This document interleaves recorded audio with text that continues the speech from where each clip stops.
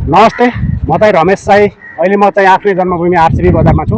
RCB बजारमा यो 6औं राष्ट्रपति रणशीलको गेम चल्दै गर्दा हाम्रो धेरै टाढाबाट उहाँ बहिनी आउनु भएको रहेछ।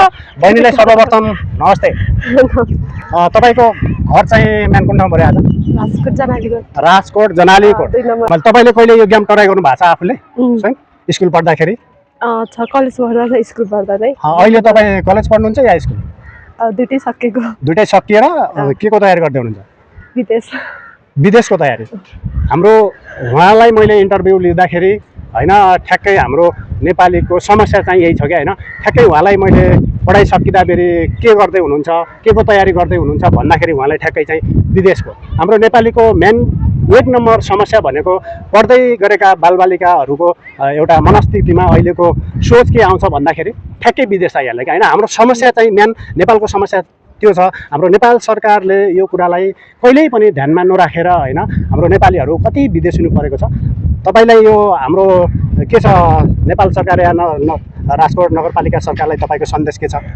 अब आफ्नै ठाउँमा राम्रो रोजगार भए त विदेश कोही पनि जान्दैन होला हैन। अब हामी पढे लेखेको भएर निकै स्कोप नै नभेटाएर विदेश यता लाग्यो हो। त्यो सबैलाई म पनि किनभने हेर्नु बेंगलोरमै बस्छु, विगत लगभग समथिङ 10 वर्ष भइसक्यो।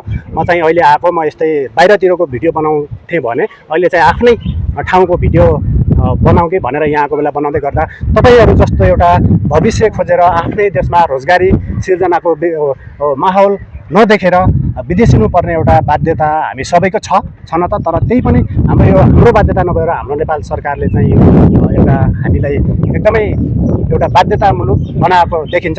यो प्रति तपाईको एकदमै राम्रो सोच हो। नेपाल सरकारलाई एउटा अहिले देशको माहौलै यस्तै छ र तपाई जस्तो एउटा आफ्नै देशमा केही गर्नुपर्ने मान्छे विदेश जाने भन्दा मलाई एकदमै दुःख लागेको छ। तर हामी जस्तो पढे लेखेका मान्छेले आफ्नै देशमा केही गरौँ, केही आफ्नै व्यवसाय भए पनि केही गरौँ भन्ने तपाईको एउटा सोच छैन? छ। अब बाहिर के गर्नु छ भने जस्तो केही नै हुँदैन। अब यत्रो लगानी गरेर पढ्नु पर्यो, काम गर्यो। तपाई कुन के पढ्नु? इन्जिनियर पढ्नु भएको, विदेशको तयारी गर्दै हुनुहुन्छ।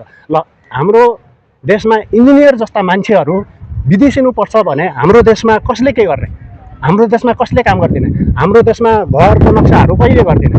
बाहिर विदेशको इन्जिनियर लिएर हामीले हाम्रा घरका हाम्रो जग्गाका नक्साहरू बनाउँछौँ भने हाम्रै देशमा पढेका इन्जिनियरहरू विदेश हुनुपर्ने अवस्था छ भने हामीलाई एकदमै दुःखको कुरा हो हैन। यो प्रति हामीले भिडियो बनाउँदै गर्दा अब यहाँको सरकार, नगर सरकारले बुझिदियोस् र नगर सरकारले यसको पनि केही व्यवस्थापन, हाम्रा इन्जिनियर भाइ बहिनीहरूको केही व्यवस्थापन गर्न सकोस् भन्ने मैले सन्देश दिन्छु।